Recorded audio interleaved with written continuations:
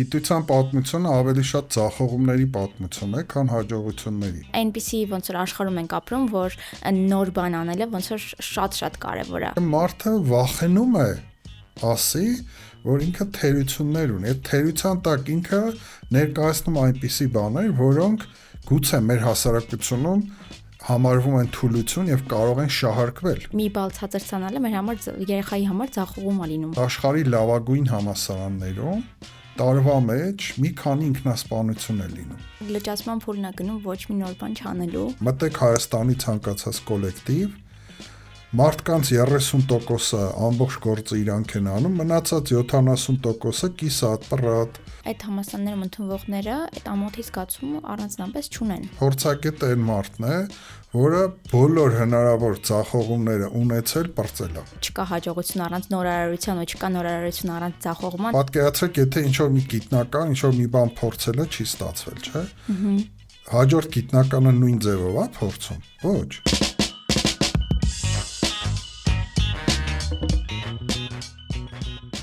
Ձախողման մշակույթը ոդկասթը հնարավոր է դարձել Արարատ բանկի աջակցությամբ։ Ինչպես մենք հավատում ենք, որ յուրաքանչյուր ձախողում մեզ մոտեցնում է մեր հաջողությանը, այնպես էլ Արարատ բանկը հավատում է, որ իրական առաջընթացը գալիս է համարձակ քայլերից եւ անընդհատ զարգացումից։ Շնորհակալություն մեր նորարարական արժեքները կիսելու համար։ Ողջույն Սերով ջան։ Շնորհակալ եմ, որ հյուրընկալվեցիր այսօր այստեղ ու համաձայնվեցիր խոսել ձախողումների մասին հենց կրթական ոլորտում, ինչքանով դրան կարևոր, քո փորձի մասին կիսվել։ Շնորհակալ եմ հրավերի համար։ Շատ լավ։ Կուզեմ մի քիչ մեր հետևորդներին պատմես քո մասին, ինչով ես զբաղվել, ոնց ես մտել կրթության ոլորտ, դարձել կրթության փորձագետ, ինչ փորձ ես ունեցել, ու հետո անցնենք արդեն մեր հիմնական ձախողումների բուն թեմային։ Ես Երևանի պետական համալսարանն եմ ավարտել, փիլիսոփայության ֆակուլտետը։ Ավարտելուց անմիջապես հետո աշխատել եմ լրագրող, լրագիր մոլորակ թերթում, եղել եմ թարգմանիչ, վերլուծաբան, լրագրող, այնուհետև կրթության նախարարության կրթություն թերթի գլխավոր խմբագիրն եմ եղել, մոտ 8 տարի, եւ 97 թվականից սկսել եմ նաեւ Երևանի պետական համալսարանում դասավանդել փիլիսոփայություն։ Դրանից հետո կրթության ոլորտում զբաղվել եմ գրեթե բոլոր հնարավոր գործունեության ձևերով։ Ես օր եմ ունեցել, որ առավոտյան դաս եմ տվել դասախոսներին, հետո ուսանողներին, հետո երեկոյան ինձ են դաս տվել, այսինքն այդպես ամենահնարավոր բոլոր դերերը կրթության մեջ ունեցել եմ, սկսած մանկապարտեզի աշխատողներին վերապատրաստելուց մինչև դասախոսների, տնօրենների վերապատրաստումներ,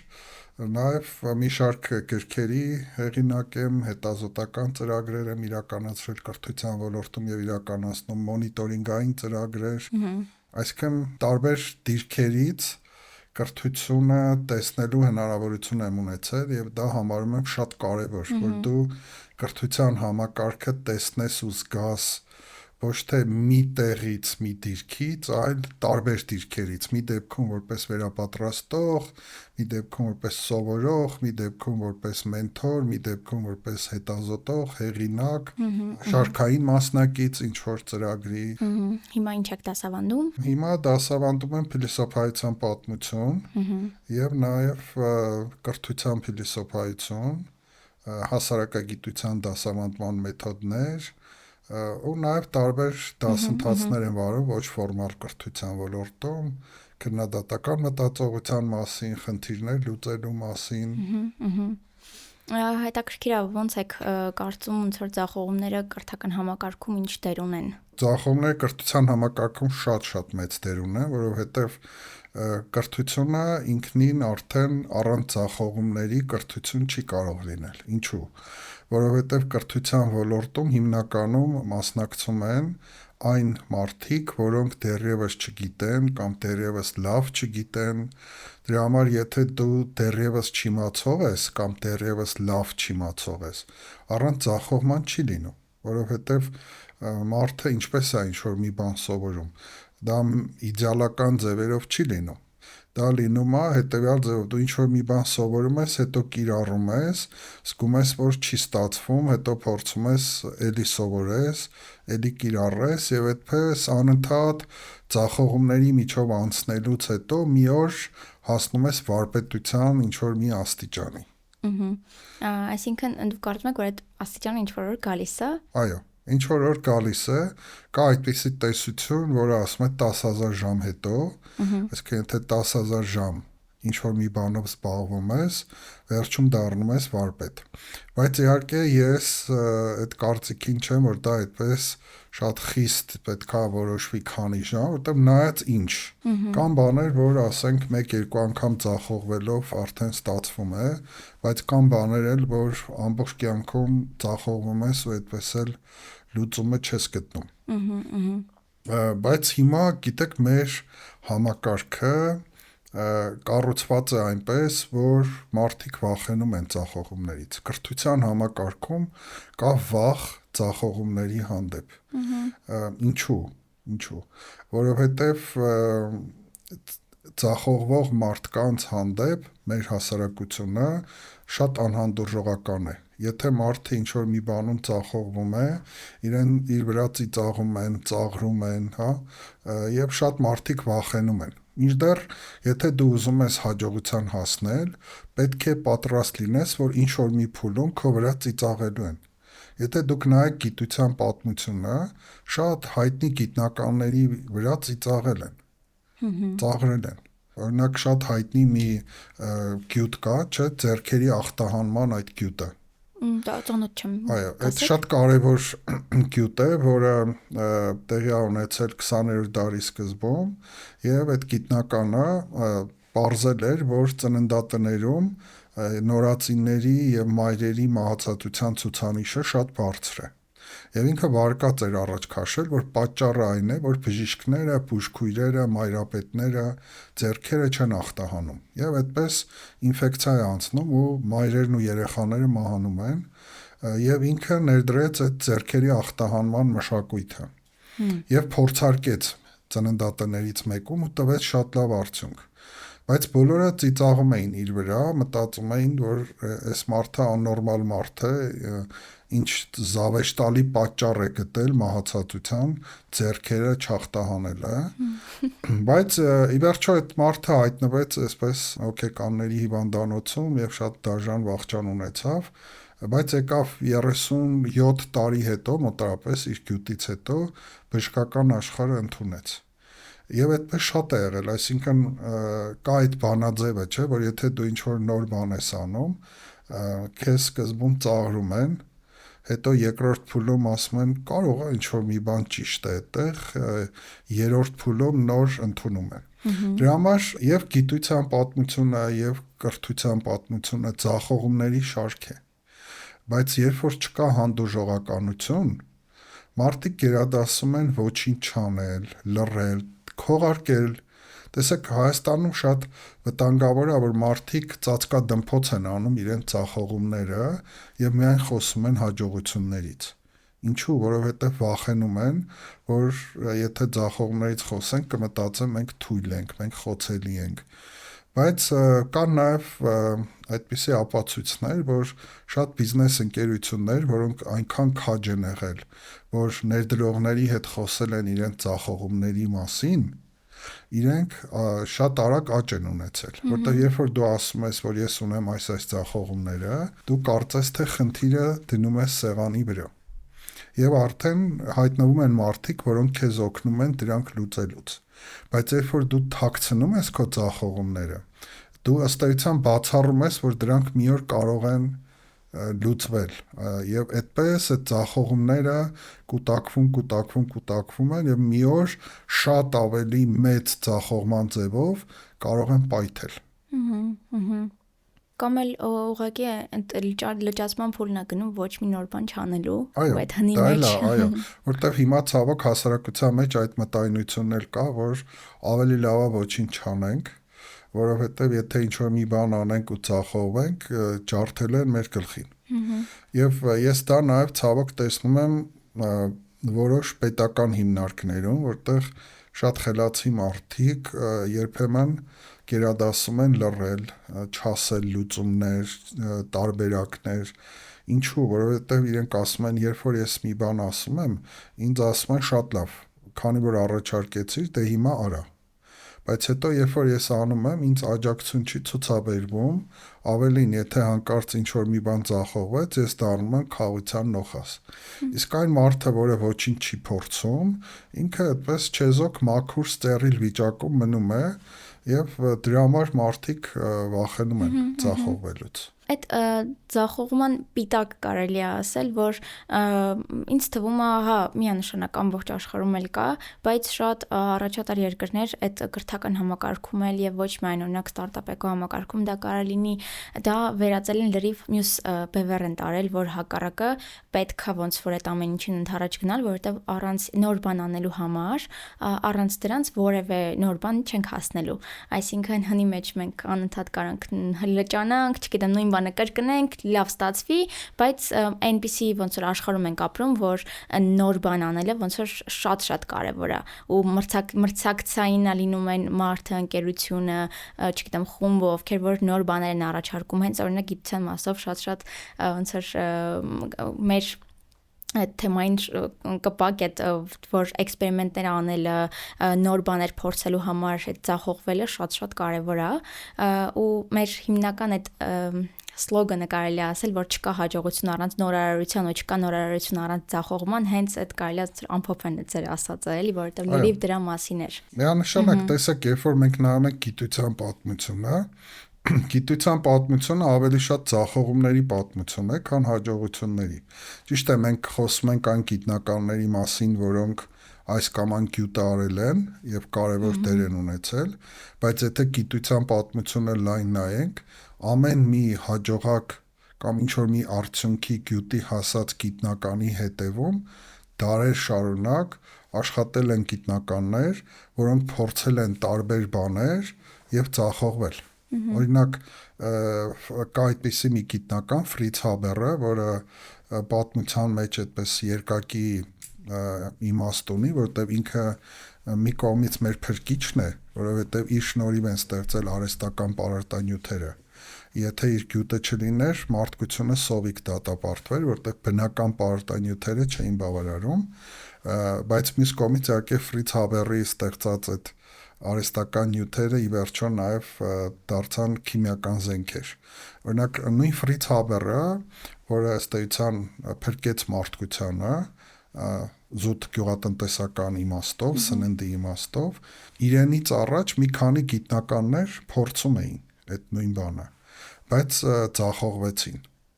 Եվ եկավ Ֆրից Հաբերը, ասաց շատ լավ, ինչ որ արել են իմ նախորդները, ես մի հատ էլ արի կլինի փորձեմ բարձր ջերմաստիճանի դեպքում։ Եվ ստացվեց, որ բարձր ջերմաստիճանի դեպքում դա հնարավոր է։ Բայց տեսեք, եթե իր նախկինները չձախողվեին, այսինքն հաջորդը նայում է, որ այ ինձնից առաջ մարդիկ SSS բաները փորձել են, չի եղել։ Դա շատ կարևոր դաս է, որտեղ եթե ես այդ ձախողման պատմությունները չիմանամ, ես պիտի 0-ից սկսեմ։ Բայց քանի որ ինձնից առաջ բազմաթիվ գիտնականներ ձախողվել են, ես հենվում եմ իրենց ձախողումների վրա, փորձում եմ մեկ այլ տարբերակ, եւ որը կարող է աշխատի։ Այսպես է տեղի ունենում։ Այդ իմաստով իհարկե գիտության պատմությունը ինքը շատ ավելի շատ ձախողումների պատմություն է, բայց քանի որ մարդկային մտածողությունը ունի այսպիսի մի կարծրատիպ, որը կոչվում է գոյատևողի սխալ, անգլերեն ասում ենք survivorship։ Մենք հիշում ենք այն մարդկանց, որոնք գոյատևել են, որոնք հաջողության են հասել, որոնք փրկվել են։ Իսկ այն մարդիկ, որոնք ձախողվել են,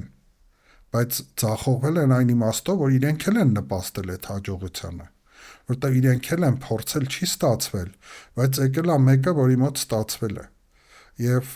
մենք միշտ հիշում ենք այն մարդուն, որի մոտ ստացվել է։ Բայց ես շատ կուզենայի, որ մեր դպրոցներում, մեր կրթության համակարգում մենք գիտությունը չներկայացնենք այնպես, որ ահա եկավ այս մի գիտնականը եւ գյուտը արեց։ Ոչ, մենք պետքա ներկայացնենք, թե այդ գիտնականից առաջ ինչպիսի փորձեր են եղել, ինչպիսի ձախողումներ, որպիսի երեխաները կյանքը հասկանան ավելի ճիշտ ձևով, որտեվ տեսեք, ինչու մենք չենք ընդունում ձախողումները, որտեվ ցավոք այսօրվա մարդկանց սխալմամբ սովորեցնում են գծային մտածողություն։ Տեսեք, օրինակ, մեզ ինչ են սովորեցնում, ասում են, այ դուք պետքա դնեք նպատակ, դուք պետքա մշակեք գործողություններ, որոնք տանում են այդ նպատակին, եւ այդ գործողությունները իրականացնեք։ Այսինքն սա գծային մտածողություն է։ Դրա համար հիմա նաեւ շատ մասնագետներ այլ բան են առաջարկում։ Իսկ դրա հակառակը որն է։ Այո, դրա հակառակն է, որ աշխարհը գծային ձևով չի։ Միշտ կան չնախատեսված բաներ, անկանխատեսելի բաներ։ Դրա համար ճիշտ ճանապարհը այն է, որ դու ինչ որ էքսպերիմենտներ արա, փոքր էքսպերիմենտներ, եւ այդ էքսպերիմենտների արդյունքում եզրահանգում արա, որ այ ես sense բան փորձեցի, չեղավ, էլի փորձեցի, չեղավ, եւ այդ ձախողումները մյուսների հետ կիսելով, հա, փորձում ենք փոքրիկ այդպես ձախողումներով քիչ-քիչ գնալ դեպի այն ճանապարհները, որոնք հաջողության են բերում։ Օրինակ, տեսեք, ուսուցիչների օրինակը էս բերեմ, շատ հաճախ, երբ որ ուսուցիչներին նոր մեթոդներ են սովորեցնում, իրենք գնում են դասանում կիրառում են մեկ անգամ, եւ բնական է, որ որպես կանոն կա նույնիսկ այդպիսի հետազոտություն, որ ասում է, եթե դասավանդման մեջ ինչ որ մի բան առաջին անգամ ես փորձում, 80% հավանականությամբ կձախողվես։ Բայց ստեղ ուսուցիչները հաճախ սխալ եզրահանգում են անում։ Իրենց թվում է, որ իրենք ձախողվեցին այն պատճառով, որ այդ մեթոդը կամ հնարը լավը չէր։ Բայց իրականում մենք ձախողվում ենք այն պատճառով, որ ես որպես ուսուցիչ վարպետ չէի դեռևս այդ մեթոդը կիրառելիս, իսկ աշակերտներն էլ դեռևս սովոր չէին այդ մեթոդին։ Այսինքն ինքը անսովոր էր։ Չէ՞, օրինակ, երբ որ դուք նոր սկսում եք հեծանիվ վարել սովորել, այդպես չի լինում, չէ՞, որ չընկնեք։ Այսինքն չի լինում, որ մարդը նստի հեծանիվի ղեկին ու մի անգամից վարի հեծանիվը, չէ՞։ Բոլորս էլ ընկնում ենք, բոլորիս մոտ էլ ինչ որ այդպես հարվածում ենք ինչ որ մի բանի, սխալ ենք հաշվում արագությունը, մինչև հասնում ենք այն մակարդակի, որ լիարժեք տիրապետում ես հեծանիվի եւ նույնիսկ կարող ես ձեռքերդ ղեկը չբռնելով, հա, առանց ղեկը բռնելու վարել։ Բանի օրինակ նեզում վերել, որ նույնիսկ բոլոր մարդիկ քայլել սկսելուց առաջ լիքը ընկնում են, մինչև սովորում են ոնց որ հոյակապ օրինակ էր, որտեղ իրոք այդպես է, այսինքն եւ սովորելու բանաձևը, գիտեք, մեզ մոտ սովորելու բանաձևը ինչքան վատն է։ Մեզ մոտ սովորելու բանաձևը հետեւյալն է. դու պետք է սովորես եւ խոսես այն ժամանակ կամ կիրառես այն ժամանակ, երբ որ արդեն կատարյալապես տիրապետում ես։ Բայց դա շատ վատ ճանապարհ է։ Դա է պատճառը, որ հաճախ գերազանց սովորող մարդիկ, երբ որ գործը հասնում է կիրառելուն, ձախողվում են, չեն կարողանում կիրառել։ Եվ քանի որ իրենք էլ ունեն գերազանցիկի սինդրոմը, տարիներով սովորել են, կուտակել են, կիրառում են, ձախողվում են ու սկսում են լացել, հիասթափվել, վախենալ, բայց դրա փոխարեն լինում են մարդիկ, որոնք արդեն ավելի խելացի բանաձևով են աշխատում։ Իրենք ինչ որ մի փոքր բան, որ սովորում են, անմիջապես կիրառում են, ձախողվում են, դաս են քաղում, նորից են կիրառում, դաս են քաղում, ինչև հասնում են վարպետության ինչ որ աստիճանի։ Ուրեմն սովորելու ճիշտ բանաձևը հետեւյալն է. դու պետք է ինչ որ բան սովորես, հետո սովորածդ կիրառես, քանի որ առաջին անգամ ես կիրառելու, շատ բաներ քո մոտ չի ստացվելու, ձախողվելու ես, այդ ձախողումները քո մոտ պետք է առաջացնեն անհարմարության զգացում, դու պետք է վատ զգաս, մեղավոր զգաս, ձախողված զգաս, բայց դա չպետք է լինի հանձնվելու նշան, հակառակը դու պետք է ասես շատ լավ, չստացվեց, լուծումը այն է, որ ես էլի պետքա դա փորձեմ, էլի պիտի փորձեմ, երկրորդ անգամ ավելի լավ կստացվի, երրորդ անգամ ավելի լավ, եւ այդպես դու հասնում ես արդեն ինչ որ մի աստիճանի, որովհետեւ ինչ որ մի բանում վարպետ լինելու համար դու պետք է այնքան կիրառես, որ արդեն քո մոտ դա ավտոմատացվի։ Վարպետը այն մարդն է, որը շատ գործողություններ անում է առանց լրացուցիչ ջանքերի, այսինքն ինքը կարող է մի հայացքով շատ խնդիրներ հասկանա, մի հատ կարդալով ամեն ինչ պատկերացնի, չէ՞։ Իսկ ոչ վարպետը այն մարդն է, որը կարդում է, նայում է, բայց լավ չի հասկանում, դի լրացուցիչ չարչարվի։ Հա, հասկացա լրիվ։ Ինձ հետաքրքիր է օրինակ հայկական կրթական համակարգում ինչ որ ոնց նախկնակարագրեք այս պահի իրավիճակը ձախողումների մասով ինչպիսին է ոնց որ մարդկանց հիմնականում ուսուցիչների կամ վերապատրաստողների վերաբերմունքը այս հարցին ու ինձ հետաքրքիր է օրինակ այս ընթացքում չգիտեմ սովետ միության ժամանակ դրանից առաջ եթե իհարկե տիրապետում եք էլի այդ ինֆորմացիային ինչպիսին է եղել այդ տենդենսը փոփոխությունները այդ մասով է հետաքրքիր օրինակ ինչից ենք ուր հասել, որտեվ գիտեմ, որ բավականին վատ վիճակում ենք, օրինակ ամենաթեթև բանը, որ գնահատականի համար ենք պայքարում, բայց ու չգիտեմ, մի բալ ցածր ցանալը մեր համար երեխայի համար ձախողում է լինում։ Ու այդտեղից սկսվում է բան, որ ձախողումը շատ վատ բան է,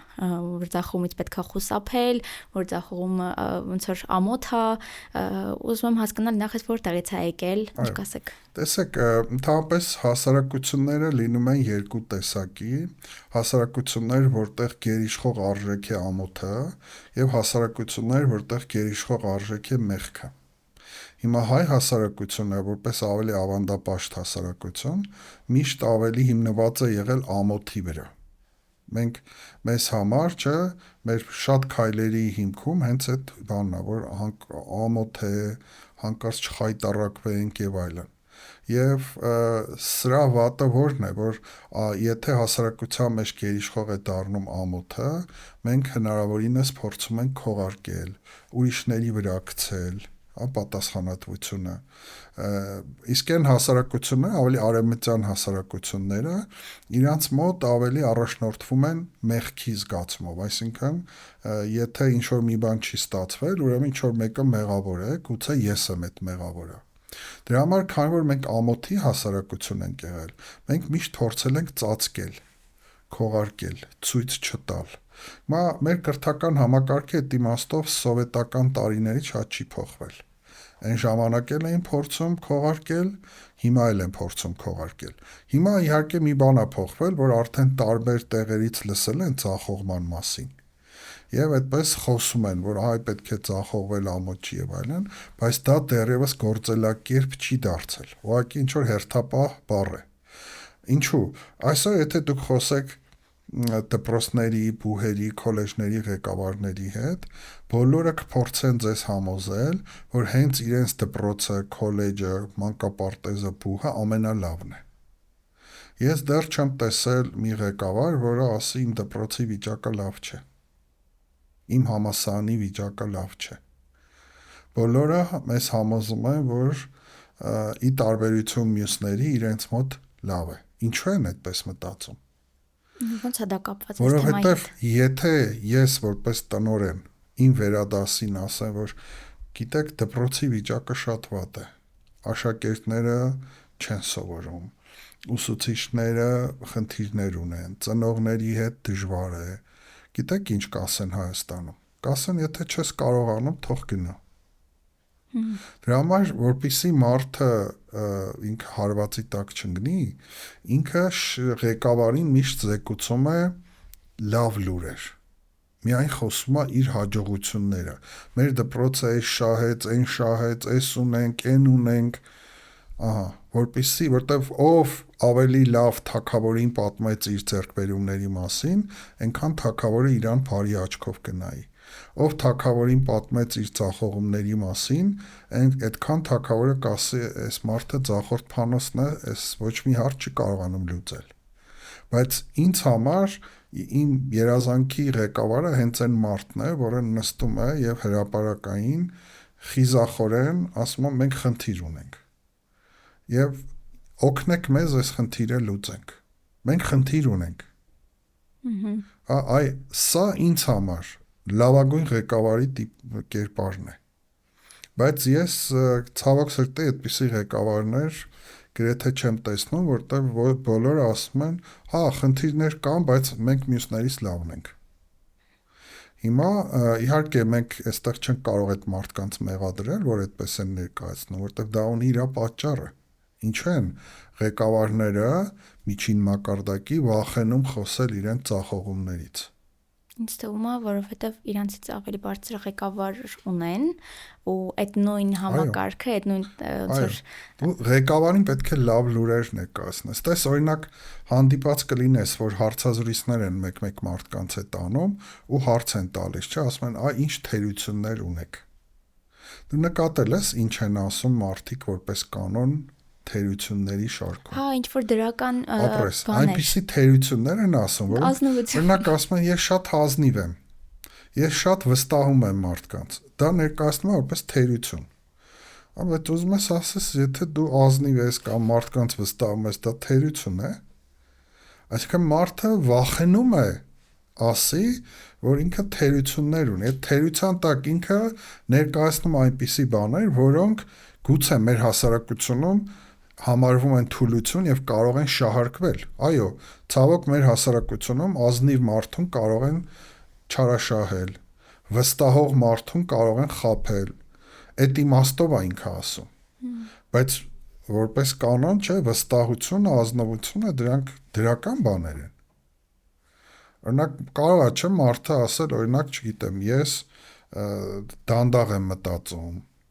ես որոշումներ դժվար եմ կայացնում, այսպիսի բաներ, ես աշխատասեր չեմ, ես անպարտաճան եմ, բայց չեն ասում մարդիկ, որտեղ վախենում են, որտեղ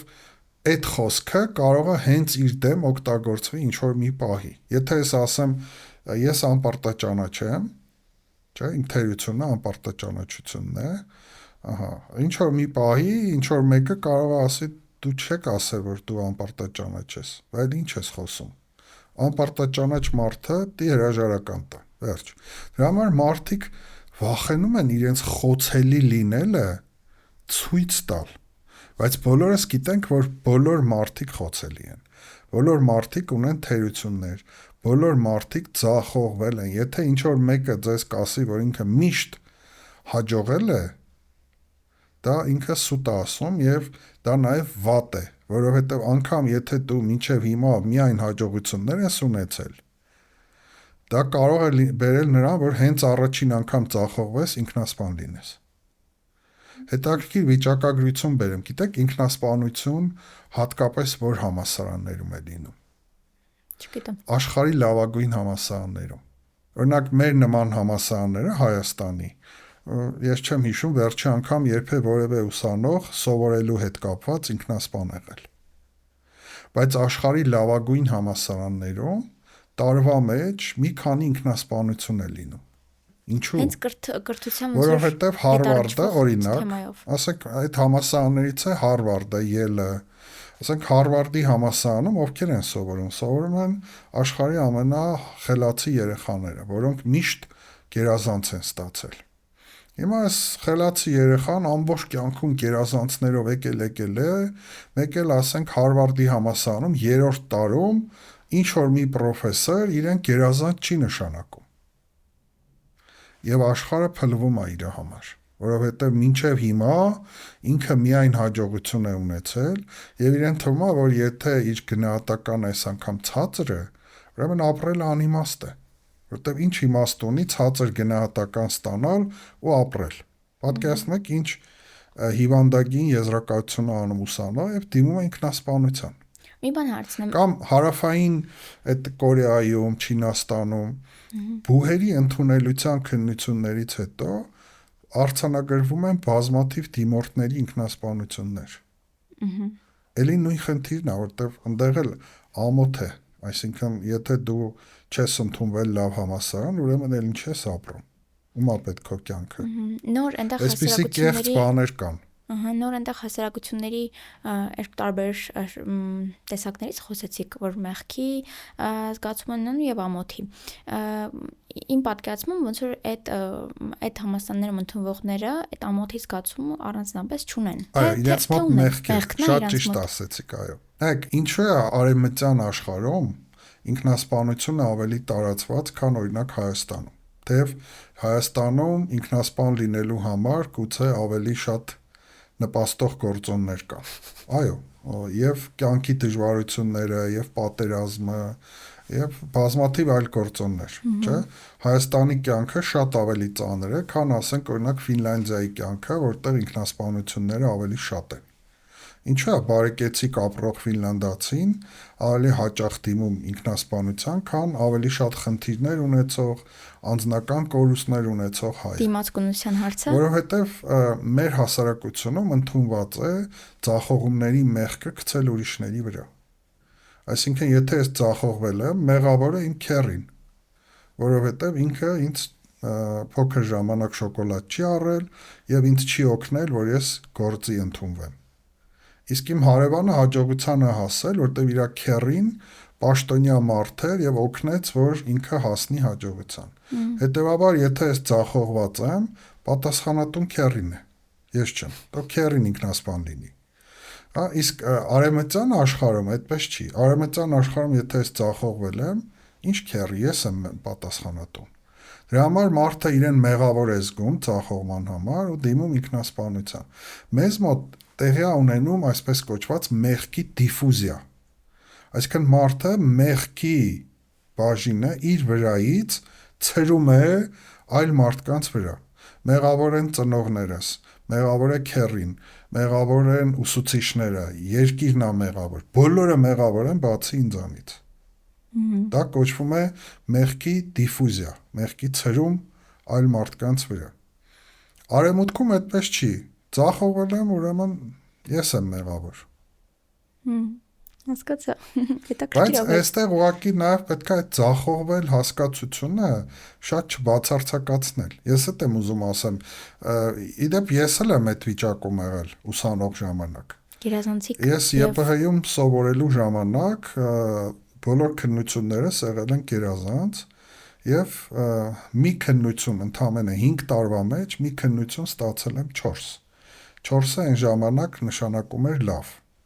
Բոլորը 5, մի հատը 4։ Եվ այդ օրը, որ ես 4 ստացա, ինձ համար աշխարհի վերջն էր։ Եվ մինչև հիմա ես զգում եմ, թե ինչքան վատ տարա ես այդ 4-ը։ Բայց հիմա ծիծաղում եմ, որովհետև կյանքում ինձ ոչ մեկը չի ասել, հələ բեր տեսնեմ դու քննություններից ինչ ես ստացել։ Այսինքն ես իզուր տեղը ինձ տանջեցի մի քանի օր այդ 4-ի համար, որովհետև կյանքում ոչ մեկը ինձ այդ 4-ի համար ոչ ամոթանք տվեց, ոչ մրցույթից դուրս թողեց, ոչ պատժեց, ոչ էլ հետաքրքրվեց։ Այդ դիպլոմի միջուկը, որի մեջ այդ 1/4-ը կա, երևի ինձնից ու ընտանիքի անդամներիցս բացի ոչ մեկ չի տեսել։ Եվ հիմա ես ծիծաղում եմ, թե ինչի համար է ես այդ 4-ի համար աշխարհի վերջը պատկերացնում։ Դրա համար ասենք այդ ձախողված լինելը ինքը ոնց որ աշխարհի վերջը չի։ Որտեվ միշտ կա, այսպես ասած, ելք եւ պետք չի ինչ որ մի բան շատ բացարձակացնել։ Դա կլինի թվանշանը, դա կլինի սերը, չէ՞ օրինակ երիտասարդների մոտ շատ ինքնասպանություններ լինում են այդ հողի վրա, որ ասենք սիրած էակը այսպես մերժում է իրան եւ ինքը գնում ինքնասպանա լինում։ Այդ սխալ է, այսինքն դու չպետք է քո կյանքը կախվածության մեջ դնես մեկից կամ մի գործոնից։ Հիմա 4 եղավ, ոչինչ, հիմա թվանշանով չի միայն մարդկանց չափելը, չէ՞։ Այս իմ խորհուրդը իմ ձախողման մասին այսօրվա ուսանողներին եւ աշակերտներին։ Թեև հիմա երեխաներն ու ուսանողները ավելի անտարբեր են դարձել գնահատականի հանդեպ։ Հա, օրինակ առաջ շատ կար է, որ շանտաժանել, որ եթե ինձ գերազանց չդնեք, ես ինձ պատուհանից կգցեմ,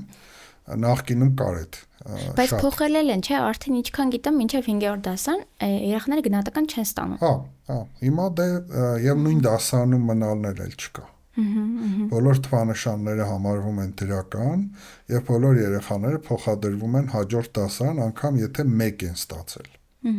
Սերով ջան, ինձ հետաքրքիր օրինակ դու քո պրակտիկայում ինչ փորձ ես ունեցել ձախողման, որը հենց էլի նորարարության հետ է կապված եղել, այսինքն նոր բան ես փորձել, որը փաստացի ձախողվել է ու ինչ որ կոնկրետ բաներ ես դրանից սովորել։ Այո, ձախողումներ շատ եմ ունեցել, մեկը հենց նոր ներկայացրեցի, որ 4 եմ ստացել։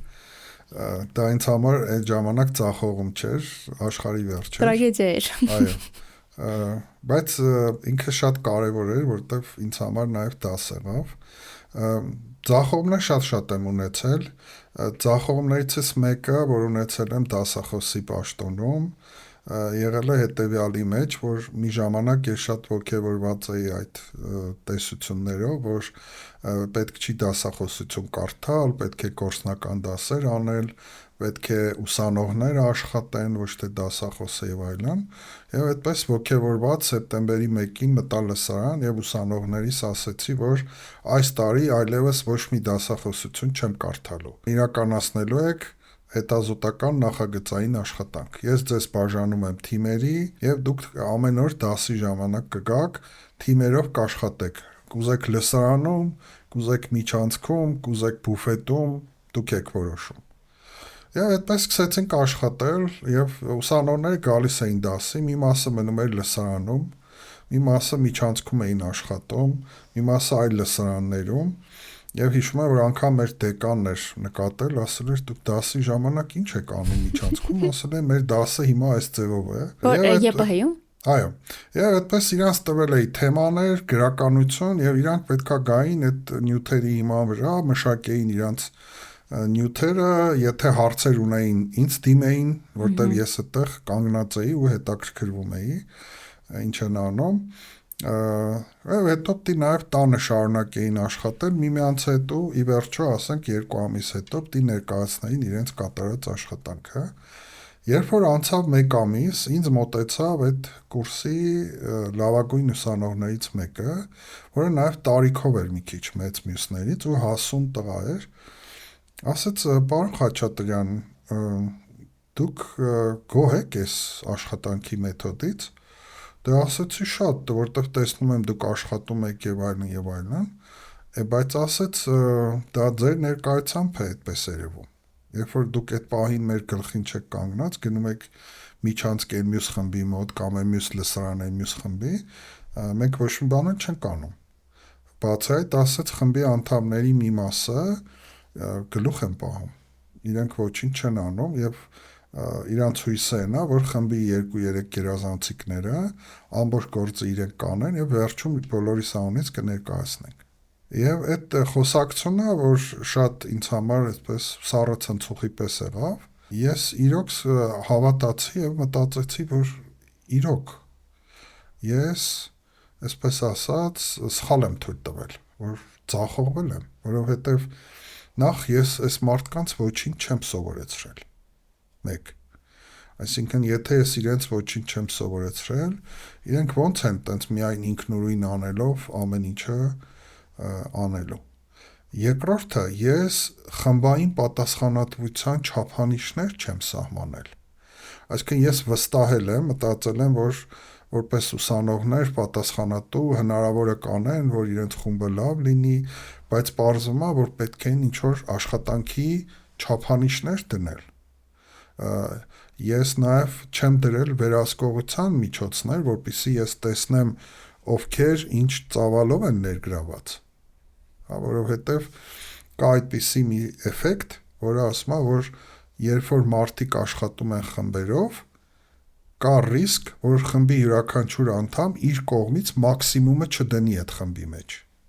Այսինքն, եթե ես անհատական ինչ-որ գործ եմ անում, չէ՞, ես մաքսիմումն եմ փորձում անել, որտեվ ես մենակ եմ, ին վրա է այդ պատասխանատվությունը։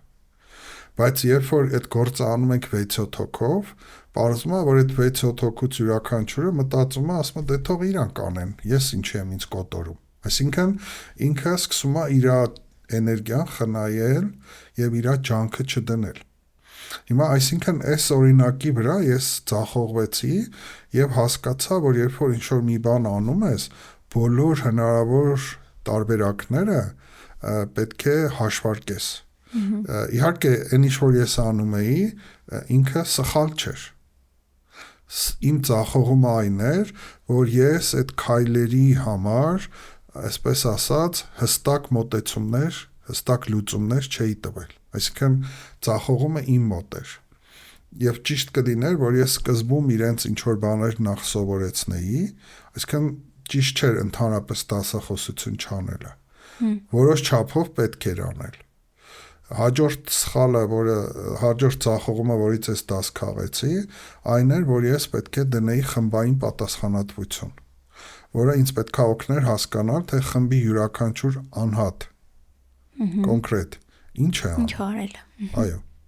Այսինքն հաշվետվողականություն, որպեսզի չստացվի գլուխ պահել,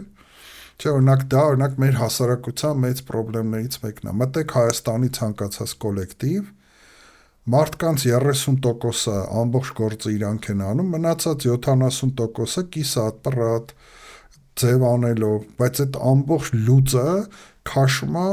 կոլեկտիվի 30%-ը։ Նաև սա է պատճառը, որ Հայաստանը շատ չի զարգանում, որովհետև մարդկանց մի մասն է նվիրված աշխատում, զգալի մասը գլուխ է պահում, ձև է անում։ Հիմա, եթե մենք լսարանից այս ծախողումը աճեցնենք, մեր հասարակությունում բան չի փոխվի։ Այդ կարևոր էր այդ դասը, որ դու պետքա քայլեր այդ լավ հաշվարկես։ Հա։ Եվ այդպես ես արդեն հիմա այդ հարցում ավելի վարպետ եմ։ Մի քիչ առաջ ճիշտ է նշեցիք, թե ոնց որ ինչ խորհուրդ կտայիք երիտասարդներին, բայց ինձ մի հատ ամբողջացնեմ նաև մեր վերջին հարցը,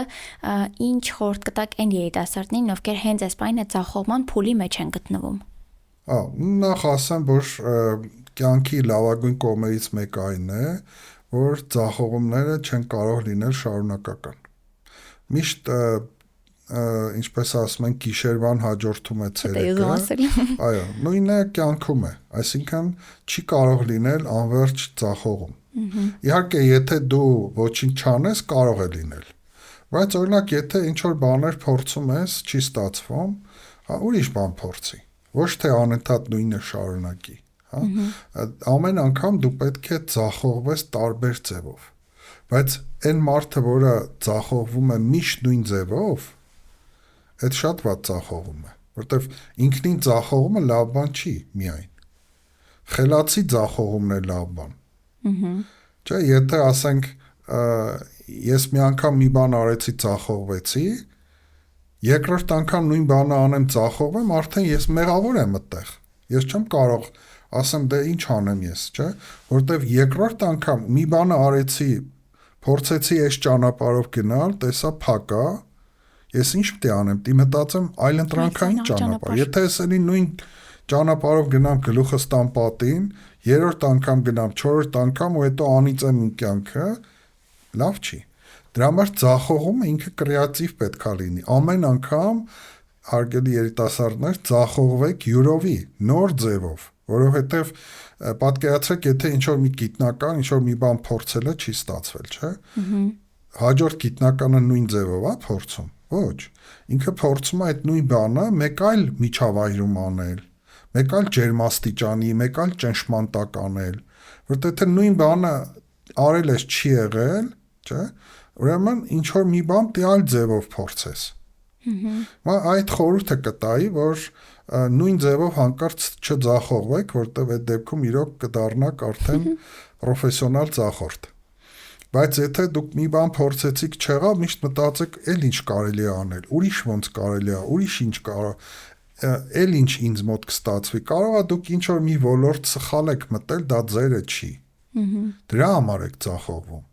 Միգուցե դուք այդ ոլորտից դուրս գաք, մտնեք մի ուրիշ ոլորտ, չէ, դառնաք ամենահաջողակը։ Եվ միշտ հիշեք, որ միշտ դեֆեկտը կարող է դառնալ էֆեկտ։ Ես միշտ բերում եմ Մեսսիի պատմությունը, չէ, կարծեմ Մեսսին, որ փոքր ա եղել, իրեն բժիշկները ասել են, որ երեխան հիվանդոտ է, ոսկորները նորմալ չեն աճում եւ այլն, այսինքն ունեցել է որոշակի ինչ որ ոսկորների աճի հետ կապված խնդիր, բայց հենց այդ դեֆեկտը իր վերեց նրան, որ ինքը դարձավ համաշխարհային պատմության ամենաճարպիկ ու արագաշարժ ֆուտբոլիստներից մեկը, չէ, որ ասենք մինչև դիմացինը գլխի էր ընկնում ինքը ինչ է ուզում անել, ինքը արդեն արել պրծել էր։ Հիմա ուզում եմ ասել, որ եթե ունեք դուք որոշակի, այսպես ասած, նաև թերություններ, դրանք կարելի է միշտ դարձնել էֆեկտ, ուղղակի տարբեր բաներ փորձեք, կրեատիվ ճանապարհներով փորձեք, եւ հիշեք հետեւյալ բանաձևը, որ միշտ ասում են ով է փորձագետը, չէ, փորձագետը այն մարդն է, որը բոլոր հնարավոր ձախողումները ունեցել բրծել է։ Այդ ձախողվելու տեղ չունի, որտեղ ինչքան ձախողման բան կա, ինքը արդեն ճաշակել է։ Եվ այդ դեպքում է ինքը դառնում փորձագետ, որտեղ բոլոր ձախողումներով անցել է, որպես դասախոս, ուսանող, ղեկավար, բոլոր ձախողումները տեսել է։ Այդ դեպքում ինքը արդեն դարձել է վարպետ։ Բայց եթե դու մի անգամ, երկու անգամ ձախողվել ես ու քեզ թվում է, որ դու ամեն ինչ գիտես, չէ։ Դրա համար ձախողվեք, ուղղակի ձախողվեք նորովի, կրեատիվ ձևով եւ այդ տարբերակով մի օր ձեր ձախողումը հաստատ կդառնա մեծագույն հաջողություն։ Շնորհակալ եմ շատ, Սերեբ ջան։ Շնորհակալություն։